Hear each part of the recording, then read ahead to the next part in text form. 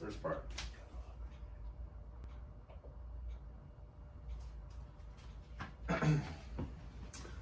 So, hi there. Welcome back to New to Hill Country. We're here today with Ellie. And Ellie, sorry, give me your name. Ellie Tran. Truan. Truan, I'm sorry. Ellie Truan. We didn't go over that beforehand, so thus things are a little off. Sorry. I just want to give a quick shout out to our sponsors, SPG Texas, which is where we're recording at right now, and Element Tea. And Element Tea is an electrolyte mix that provides amazing hydration benefits. You kind of have to try it to understand it. As far as our gym, if you're just tuning in for the first time, we specialize in martial arts, self-defense. We've got programs for adults, kids, and we also have a wonderful yoga and meditation program. So if you're interested in that, just you should be able to find links however you found our podcast here. So anyways, we're here today with Ellie, and Ellie's coming from the Crisis Center. Is the right way to say it, Comal County. Yep. Yeah, great. So as always, though, Ellie, just tell us about your relationship with Hill Country. Just like how did you get here to where we are today? Okay. So I was born in Corpus, but whenever I was 5, my mom moved here to Braunfels, and so I was basically raised here. Middle of high school, I moved back to Corpus. To finish up there and live with my dad for a bit, and then I came back and went to school in San Marcos. Okay. And then now I'm here. Okay. Yeah. Cool. It's been a lot of time here. What did you study in school? So I started out with accounting. Okay. Which was, it was just because I was good at it, and that's what my family wanted. But I actually only got my basics out of the way, and that's something that I talk about with how I got into what I do. Just because what I experienced in college led me to where I'm at. I see. Okay. Yeah. Okay. Cool. So I studied accounting. Originally, I wanted to go to SCAD in Georgia, Savannah College of Art and Design. Okay. Yeah, I wanted to study architecture. I understand. Accounting, architecture. I understand. different sides of the spectrum there. But people have so many elements to who they are, right? So, yeah. It's not, I mean, even I think with a lot of people, when you look at a lot of famous people or something, that they seem so specialized in one thing. I think generally, if you got to know those people, you'd find that they have these what would appear to be discordant sort of talents or interests in other things. I think that's just super common to people. Like the art versus math. It's not really, the versus is kind of, it's our way of simplifying life, right? So, but yeah, cool. Tell us what you like about the area. Okay. I love that we have 2 rivers here. That's been fantastic having that growing up, and then Schlitterbahn here. But I would say, whenever you really get out into the country, it's just beautiful. I like to be out in nature a lot, and so it's really beautiful. And then you've got the stereotype of the horses and all of that, and so certain areas it is really cool to see people just riding their horses on the side of the road to get to places. But I would say definitely the rivers. There's a lot to do outside here. And then the community. I mean, even though we're growing, it still feels like a small town. And so, I enjoy that. Yeah, I was gonna ask you about that because I keep hearing people saying over the last 10 years things have changed so much. It's grown so much. So how do you feel about that? Do you like this change that's happening, or kind of you miss something that you had before? I do. I like it. I think it's great, especially if we're bringing in variety. But it's difficult, with the traffic or more of the trees and all of that being torn down, and just the beauty of what we had here. That's a little bit sad, but I'm okay with it. Everything's growing.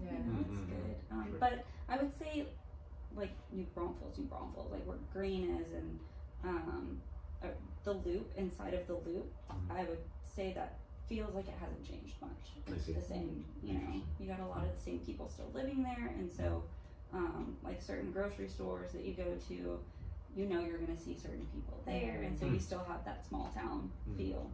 Cool. Yeah, I love this.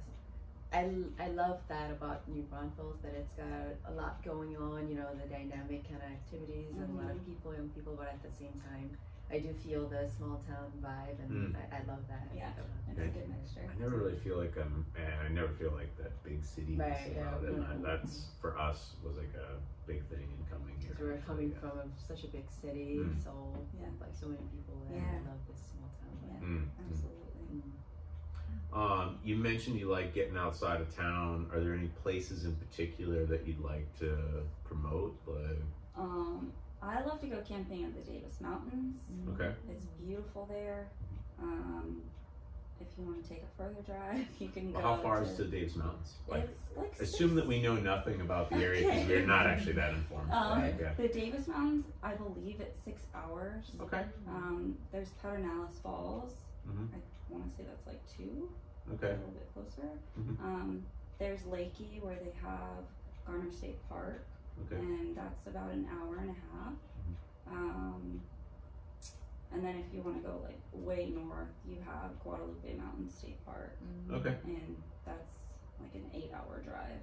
Okay. So yeah. I always say if you're gonna go to West Texas though, always make sure that whenever you see a gas station, stop and fill up, because there are like no gas stations out there. That makes sense. It's just probably spaces out in small communities and stuff like that. It was stranded out there, and it was we terrifying. We once upon a time got just straight in southern Illinois. Oh, no. We were just heading to probably St. Louis, I would guess. And like, it was just like, oh, we need gas. And it was like, we popped through like 3 or 4 small towns, no gas station. It was like, how's there no gas station? There's a town here, there's gotta be a gas station. It was like the towns are, and I'm not trying to get down on southern Illinois, but the towns were like eerily, almost like, there was like almost no life in them. Yeah, it just was weird. It was one place we drove by was a little strange. Yeah, it was just like I couldn't see anybody, and no car was, you know, driving, and it was almost like ghost town. You're like, let's get out of here. Yeah, this is like the start of a bad movie right here. now. Like, let's just get out of here right now. Like, this is where the protagonist should just turn around and drive out of town. I think we're gonna drive out of town. Let's go. Like, and I'm sure there was nothing, but like it just felt weird. It was like, so we went to a couple kind of businesses and we're knocking and like, no, and it was closed. and it was like. It's like 2 p.m. Like, why is this not open? Sort of. It wasn't. That was funny. Yeah, it was weird, but anyways. Yeah, that's kind of what West Texas is like. Is it? A little bit. I saw my first tumbleweed. Oh wow! And I got so excited over a tumbleweed, but it's like, you know, that's a thing that you see in Texas, and I've never seen one until I went there. I actually do not know what that is. So tumbleweed is like, you know, in like movies where they're like, it'll be like they're out in the desert and it'll be like that. This ball of like kind of ball, almost like hay, like will blow across the scene or something. It's kind of more like it's like a cinematic element to some degree. I would be excited to see that too. I've never seen it, so like something just kind of like blowing across the screen. It doesn't. Probably haven't watched as many cowboy movies and stuff, so yeah, that's probably why.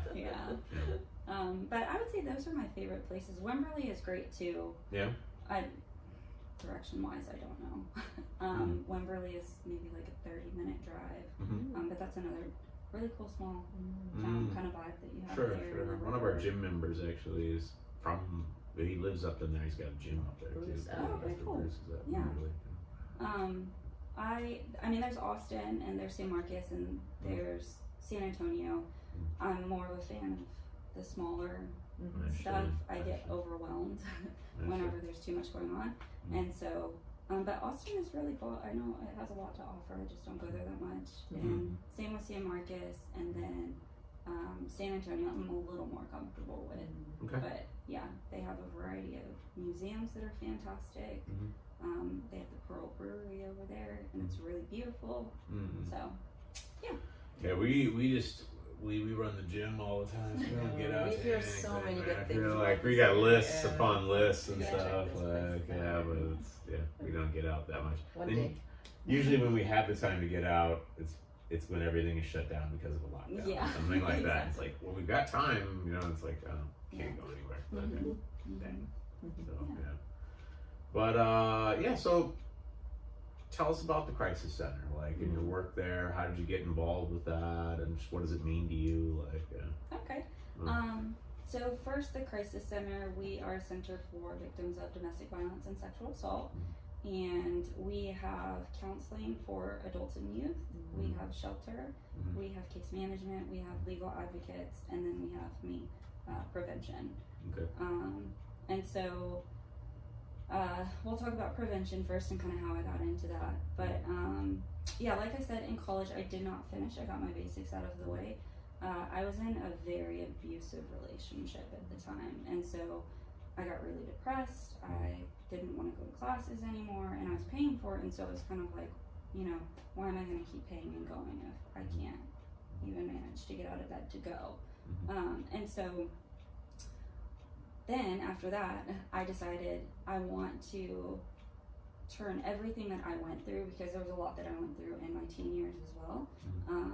I wanted to turn all of the trauma into something that could help other people. Awesome. And so for about 8 years after my 2 years in college, I worked in childcare because I love kids.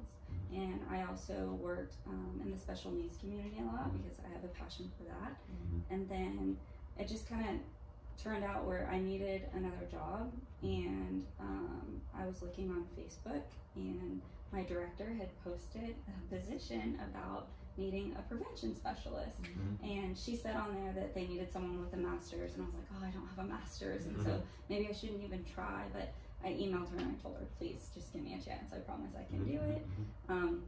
And so yeah, that's how I ended up there. Originally I was running the children's program that we have in the shelter, and then I had never done anything like prevention before. I don't really like to talk in front of people. I'm more like sit in the back of the room, no one look at me type of deal. But with prevention, you have to speak in front of groups. And so she tested me. My first test was I had to go teach 1,300 middle schoolers about boundaries. Wow, And, that's a steep, it was a steep lot. challenge. It was a lot. Athletic. And so, yeah, I did that. And whenever I went, I had no idea what I was talking about as far as boundaries went. You know, there was still so much that I needed to learn myself. But I went in there and I just talked about whatever I thought about boundaries, you know, and how you could benefit from them. And for the full 30 minutes, they were all silent and listening, and that made me really happy. And so I told her what happened, and she was like, okay. And so, yeah. That's awesome. Yeah. Wow, there's like 5 life lessons in there for anybody listening to that. Right. I'm just gonna kind of recap a couple that really just stood out to me. One, apply for the job anyway. Yes. Right. If it's the job that you want, just apply for it anyway. Just go in, talk, make your case. Like, I can just tell that you showed her your passion for it, and it's like, hey, maybe because qualifications are always just like they're always just a rough approximation of what someone wants at the end of the day. It's never like it's rarely an absolute. It can be like, but I think it's. I mean, the worst thing you're going to encounter is no. Right. So it's like not that much of a loss as long as you get over that. But then I really like I taught rhetoric for like the last 10 years. I was a professor and stuff, and when I was teaching public speaking most of the time. And it's like, you know, I would just always emphasize just look. I can tell you how to do so many things, but you just got to kind of just get in there and do it. And it almost makes you feel weird as a teacher of that after a while, because you're like, am I that helpful, or do I just provide opportunities for you to practice this and you get better just because the opportunity, once you realize that like speaking in front of someone can't result in sudden death, you know, like then it's like, oh, okay, like, and that most people are actually pretty compliant. Those kind of like, they'll just listen through it, you know, and like, that's awesome though, starting with 1,300 middle school kids. That's lions and tigers and bears. Like middle school is definitely the scariest age range for me. Even still, before going into a school and it's middle school, I'm like, oh man, because I don't want to know what they think of me. It's terrifying. But yeah, I think most people don't like. What I always tell people on that, and maybe this will help you a little bit, is just I just always try to convince people that people aren't even thinking about you. the like you are just hoping to hold people's attention when you get in front of them. Not, you shouldn't assume that, like, I think we assume that like people are like, this camera is recording, you know, it's like catches everything, but it's like, and you assume everyone's eyes function like cameras, and it's like, whereas instead they're like, oh, later I want to watch this show, and oh man, I'm hoping, boy, I'd really like a corn dog right now, or something. You know, like, they're just, their brains going in all these different directions, and they're like, what'd that lady say about that? Oh, that's kind of interesting. And it's like, oh, but yeah, Tommy said, you know, like, and they're just, like, you're lucky if you hold enough attention to make them form a judgment of you, you know, like, that's how I think of it. Just, I taught for years, and it's like, you're constantly getting the feedback of, you said it, but they didn't hear it. So like, you're just like, nobody's listening. Like, you know, like, I just try to be as energetic as possible. And, but anyways, Exactly. But awesome stuff. Like, cool. Like, tell me more about what is a prevention specialist, and I want to know more about it, and what, you know, what are the things we can even just do right now and take away. Like, I try to get everything I can. So yeah, please. So prevention specialist, especially for our center, what we do is, our shelter, they serve people who are already in crisis, so we're reacting. But what I do is try to teach these things like body safety, healthy connections, healthy communication, all of that before something happens. And so that's where I try to encourage parents, you know, inform yourself on how to teach your kids about these things, how to have conversations with them. They need to know the proper name for their body parts and not giving them nicknames. All of that, starting at even the age of 3, you know, because it's easier to get a 3-year-old to listen to you and be comfortable with those conversations than it is whenever they're like 14. That makes sense. And at that time, you know, whenever they've gotten into middle school, something could have already happened. And so I know that it is scary for parents to think about having a daughter myself. It's not something that you want to think about if, you know, sexual assault or anything like that may happen to them. But with that fear, the only way that we can protect them is by teaching them, because we can't be with them all the time. And so giving them the knowledge and the tools on what's healthy and what's not healthy, you know? And so that's what prevention is. It's kind of getting to our youth before anything happens to them. And so, yeah. Do you feel like prevention, and this is maybe me getting in on my own topic, but like, do you feel like prevention has become more important with like the internet, and like, it's like, I just feel like the internet can really expose a kid to something so much earlier than I think I probably would have ever been. I'm an old man, and like, you know, would I have ever been exposed to that? What were the odds of that? Were pretty low. Whereas like, whether it's words, imagery, you know, just all kinds of ideas and stuff, I feel get to kids like earlier. Is that jive with what you do? Absolutely. We have a whole nother thing on internet and gaming safety, because it's true. You know, they're coming across so many things at such a young age. That's one thing I've kind of come into with parents and resistance of like, I don't want you to talk to my child about this stuff, but more than likely they've already heard about it, you know, from their friends, or there was a case where at a school, first graders got past the firewall. They were supposed to be doing math, and then they were on YouTube watching stuff that they shouldn't be. And so, you know, kids, they know a lot more than we think, and so it's better for them to get this information from us rather than from somebody else or from somewhere else. But definitely with, you know, YouTube and social media platforms, all of that, it's they need a lot of that. Do you want an adult that cares about kids to give them this information, or do you want someone who may not care at all to be the delivery method there, right? Like, I think that's someone even who's giving them improper information in order, like the grooming process, you know, where you have people who pretend to be 12 and they're talking to a 12-year-old, and if your 12-year-old doesn't know, like, don't give out personal information, don't meet up with them. That's how, you know, the scary stuff happens. Kids get kidnapped, and that becomes someone that they trust, someone that they don't even know. and so we talk a lot about that because whenever I do like a circle of trust with them, we talk about 5 adults that they have that are kind of immediate, that they can talk to you about really important stuff. And whenever I get kids who say, well, I know this person online, it's a little alarming. And then also, we still need to have that in-person connection. That's another thing that I'm seeing is a lot of our kids don't know how to have connections with people right in front of them because everything is done behind a screen now too. So that's where the connections part comes in too, is how to build those in-person connections with people, because you need a support system like in person as well. Right. Yeah. And then you were saying like you go out into schools and stuff. Would you ever consider going out into a gym, specifically a gym named SPG Texas, and doing programs with it? Because we have kids programs, stuff like that. Because I would love to be able to offer that, and so we should talk about that later. Kind of like I would love to have something like that for our kids, and So I was gonna actually ask. Please, sorry. So like, in what form does your kind of help or education happen? Like, is it more like a lecture in a big crowd, or do you go to school, but also like, do you provide some kind of education for parents as well? So can you tell us a little bit more about the specifics? Yeah, absolutely. So whenever I started in the prevention program, there was a previous prevention specialist, and what we were mainly doing was working with focus groups. And so those were kids who had already been identified as at risk. And so it was a small group, and it would last for about 8 weeks.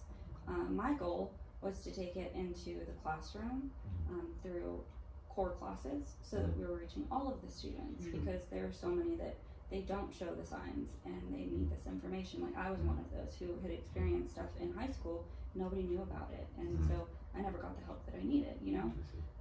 And so now we, especially through NBISD, we are through the core classes, and so elementary all the way up to 12th grade, we go in and I'll teach 4 lessons, about 4 lessons. I have a curriculum for elementary, and then a curriculum that I created for middle school and high school students. And it's done in the classroom setting, which can present its own challenges, but it's nice to have, you know, a smaller group rather than a whole auditorium. And the challenges of it is you have boys and girls together, and sometimes that can be tricky, but it can also be great, especially when you get into high school. They can give a different perspective. And so, that's what we do. We have just 4 classes that we teach, main classes. And then from that, if kids want to form a focus group, then we can do that. And we also bring one of our counselors in so that they can have on-site counseling after this, because a lot of this stuff, it triggers things for them that, you know, they didn't know what was happening to them wasn't okay. And so, we have that. That's mainly how we teach it. And then we do have stuff for parents, caregivers. We have stuff even for teachers and counselors and school administration. We tried to do parenting classes, and I tried in different locations and different times and offered childcare. It's really hard though to get parents to come. One time, it's hard to, you know, create that time. They've got so much going on. And then 2, again, I don't think it's stuff that many people want to know about or really care to hear about. And so that's been one of the biggest challenges with parenting. And so kind of what I've shifted into is creating videos on YouTube from the crisis center, where we're always on our phones, right? And so, hey, let's look at something educational, and they don't have to go anywhere. And so, I'm offering that right now for parents.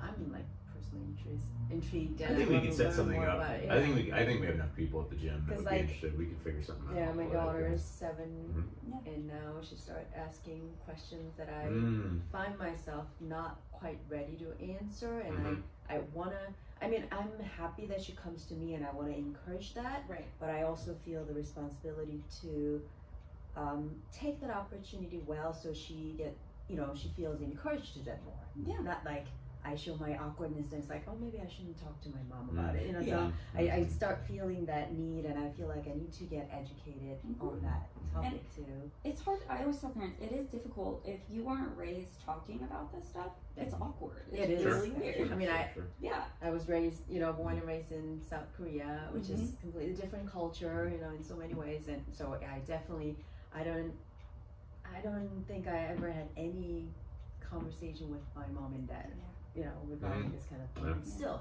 Still don't. So I don't know what to do. I have to create some of my own, you know, with my kids. And that's where I offer, like, there are books that you can read to your kids, and different videos that you can watch, websites that you can go to that offer resources to help you have those conversations. But I also tell parents, if you feel uncomfortable or awkward, it's okay to let your child know that. I tell my daughter that, like, this is a little awkward or uncomfortable for me, but we're still going to talk about it, and I'm glad that you came to me, because what we're teaching them is, just because something is uncomfortable, that doesn't mean we don't talk about it. You know? So it's okay to let them know that.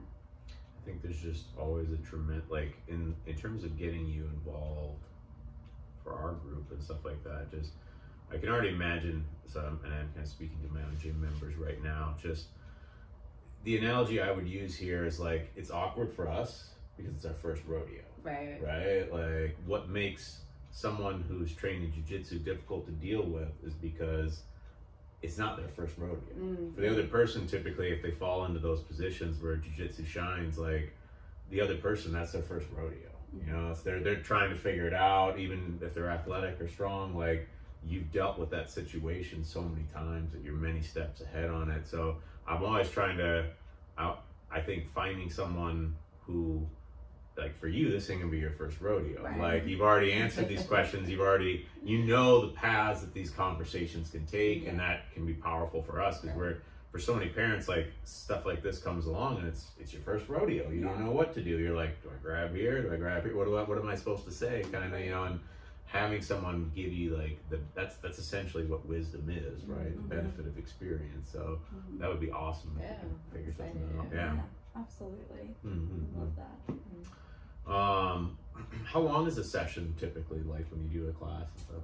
It depends. With elementary or pre-K, it's usually like 30 minutes. Because that's not bad, you know, attention span. We're dealing with that right now. Don't we know it all? We're dealing with that right now. Like, we're kind of gradating or kind of changing creating a younger kids class with a little bit of a shortened curriculum because of that attention span issue and stuff. But it's definitely tricky trying to hold in a 5-year-old's attention for a very, very long time.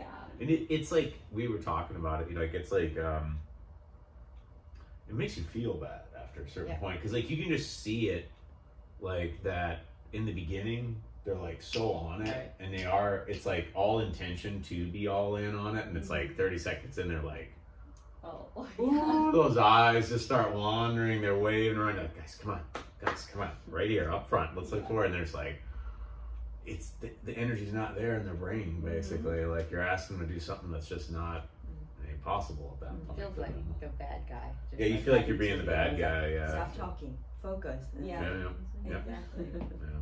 I would say with prevention, that's something I've had to learn. Every single group is different, and so you have to read the room and change things. And so I don't do anything with technology, because sometimes that stuff doesn't work, and so you need to know what else to do. And I try to keep like different activities, and then sometimes I have to cut it short if I really feel like, okay, they're not listening, they're not getting anything out of this, and then come back another day, because maybe they're off that day. You know?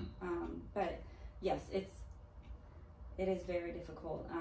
One of the hard parts about getting my curriculum trademarked is I don't know how to put it on paper, because it's different all the time. I see. You know, and that's one of the more challenging parts, especially with littles. You've got to figure out how to change things up to where they're still interested and have plenty of activities, but also to where it's not out of hand. And but they're still 30 minutes. For older, it's typically 45 to 55 minutes. Okay. Sometimes it goes longer. I've had sessions that go 2 hours because they're Just the they're right interested mood, and they yeah. want to talk about stuff. And then for parents, I try to only do about an hour at a time. Okay. Yeah, and I'll do different sessions. I see. Do you come up with your own curriculum? Like, how do you create that? Yes, mine I just created based off of the things that I experienced and what I wish I would have been told as a child or as a teen. And so that's a lot of how I've created this curriculum, kind of putting myself back in like, okay, how did I feel at that age? What would actually speak to me? And what speaks to a lot of them is, and I know this is a lot of people who do what I do, they say don't do this, but sharing personal experiences. I do that, obviously it needs to be in an appropriate way to where you're not making it about you, but it's saying like, hey, you know, I can relate, or this is how I know this stuff, because that's a common question that I get from students is, why do you do this? They want to know why I'm there, and so I tell them it's from personal experiences. So that's how I've created it, and that's why with every class I also say, if you don't agree with something that I'm saying, challenge me, or challenge each other, because it's a different perspective for all of us. You know, we may have experienced the same things, but we experience it in a different way. And so, yeah, but that's how I've created it. It's constantly changing. Yeah, evolving. Yeah. That's awesome. Wow. Cool. I'm really intrigued now. Yeah, I, like 2 directions I'm going to go from here. One, I want to know more just about the crisis center and how we would reach out to them and stuff like that. And then, like, let's just start with that. I'll get to I'll unveil my other thing later. But yeah, so keep the mystery alive. But, so the crisis center, right now we are expanding, and so it's a little bit chaotic. Originally we had 40 beds. And now we've expanded like all of the front offices. So it was the front offices, shelter and back, and so now all of the front offices have moved across the street. So admin is over there, and those front offices have become 40 more beds. So now we have 80 beds for shelter. The front population is for, I want to make sure I'm saying it correctly because we're still figuring out like what we're labeling everything as. Remember, it's long form narrative, so you can just explain it to her. You don't have to get it super succinct. Okay. So, yeah. The front pop is for homeless. Crisis. Oh my gosh, hold on. I wrote it down on my phone, but it's more for like the homeless population who are in crisis. 20 beds are going to be for women and children who are just homeless. They don't have a previous victimization. And then the other 20 beds are for women and children who do have previous victimization, but you know, they're homeless and they need help kind of like getting up on their feet and all of that. So that's the front pop. The back pop is for our domestic violence and sexual assault emergency shelter. That one's going to be a little bit more long term. And with them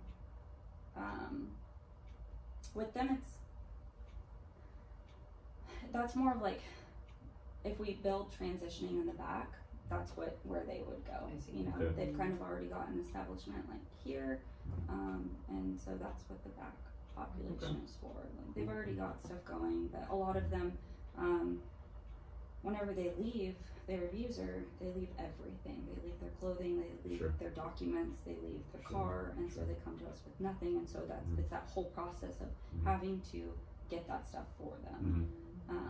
And so yeah, that's a lot of what the back population is for. But so that's our shelter part. Our counseling, we have 2 play therapists. And then we have 1 counselor who does adults. So the play therapists, they also work with adults, but we do have those 2 therapists for our youth.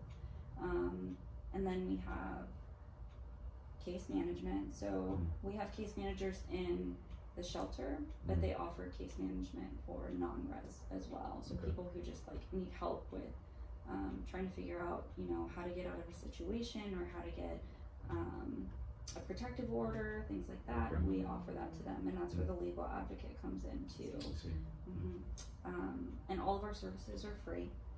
And another program that we have that I didn't talk about is our SANE program, our sexual assault program. So all of it, well, not all of us, but a lot of us will take weekends or days where we're on call. Like this weekend, I'll be on call all weekend, and that's where if there's a sexual assault that gets called in, like either they'll show up to the hospital or they'll call law enforcement or they'll call us directly. We show up for that. And so Resolute has been super amazing. They donated a whole room, well, 2 rooms, but one room where they can do the exam, the sexual assault exam, and then another room where, you know, family or whoever is with the individual can sit, and there's movies, and we've got backpacks and clothes and all of that stuff for kids. So that's our sexual assault program, where we're there to offer the sexual assault exam, and yeah. And this is just my thinking, like when you come to the crisis center, like someone comes, they're a victim of domestic violence, they come there to escape that situation. It's highly secure, like they're just in there. Like I think that's where some people feel afraid. They think this person's gonna follow them in there. Oh yeah. But I would assume someone tries here and there, Yeah, like, absolutely. and you guys have that all kind of dialed in with the police and everything, I presume, like, yeah. Absolutely. So we don't allow anyone in after dark unless a police officer accompanies them. I see. We have gates, lots of gates, and that's, you know, like where our clients can park, and so no one can see who is there, what cars are there. If someone feels like they're being followed, then we'll take them places in our car, or we'll make sure that, you know, we keep an eye out for if we see that person around town, or sometimes we get abusers who will get other people to call for them to ask questions about clients, and we can neither confirm or deny. And sometimes that happens with CPS and with law enforcement too. We can't confirm or deny unless we have a release form from that client. And so, yes, we do. We are very, very secure. I like that. I just kind of wanted to make that clear, because I could see someone making that debate in their mind, or like, oh, but if I just go there, someone's just gonna come. You know, he's just gonna come there or something. You know, like, and it's like sometimes they do, and they'll sit in our parking lot, and you know, but still, we don't let them in. There's no, none of that. And we have cameras, so we can know ahead of time. I see. And we have 24/7 staff, and so even night shift, we have someone there all the time. Awesome. So that's so cool. Yeah. Do you have like hotline? Like, is it well known? Like people who are victims like know to contact you right away? They can call our number anytime, since we have someone there 24/7. So if they're in crisis, they can call us. And what is the biggest challenge? Like, it sounds like what I'm hearing is like you will need a lot of staff to do a lot of things, you know, or even one individual case or one individual victim. So do you have like staffing issues? Like, what kind of challenges do you have? Staffing, not so much. I mean, honestly, we've been really lucky, because whenever you get into social work, there's usually a high turnover rate, because it's not enough pay for all the work that you're doing. But we have been fortunate enough, we have people who are very passionate about what they do, and so it is a challenge getting everyone on the same page sometimes. Like currently with the children's program, which I run in the summer, case management for them, and trying to figure that out, like how can we be more involved, how can we do assessments, and you know, see like if they're developmentally delayed, or if they need a specific kind of therapy, and kind of working with them in that sense and being more hands-on. That's been a little bit of a challenge, because if we have a lot of clients, then it's hard to be there for each, you know. And so that's one thing that we're working on right now, because it is a bit of a challenge. And then another challenge that we have, I would say, like for our clients specifically, is transportation. If they come in without a car, Braunfels doesn't have public transportation. And so if we don't have like the van or the car available that day, then, you know, and if they're looking for jobs, then we have to make sure it's within a certain time frame, so that they have a ride back. And then if they have kids, you know, that's another challenge, is if they have kids. During the summer, we have the children's program that's Monday, Tuesday, Wednesday from 9 to 2, and so that's where parents can really get all of their goals met, and run to the grocery store, do whatever they need to do, go to counseling, whatever they need to do. But whenever they have a full-time job, especially right now, like if their child is not of preschool age, and can't go to a daycare, then, you know, having someone that can watch those children the whole time. And so there's a lot of challenges that we have to overcome. And sometimes, you know, communication with other agencies, that's something that I'm super passionate about right now. Is I feel like there's been a little bit of a divide, and so bringing us all together and working together, because we can all offer something to the clients, and so getting us all on the same page so that things are smoother, and also so that whenever our clients leave, there's a long-term plan for them. We don't want them to just have a short-term plan when they're with us and then they leave and it's like figure it out on your own. So yeah, but I would say those are our main challenges. Yeah. Once they get out of your protection or the program, do you have like a follow-up kind of program? Absolutely. Yeah. So they still receive counseling services. They can still, you know, call in if they need help with like funding of any sort or legal of any sort. We're still there for them. Absolutely. But we have a lot who call in, who like actually move out of state, who call in and update us on how they're doing. And yeah, that's really awesome. But yeah, we like to keep in contact with them, definitely. You guys are doing something amazing there. Yeah, it's very impressive. Yeah, it's awesome. I love it.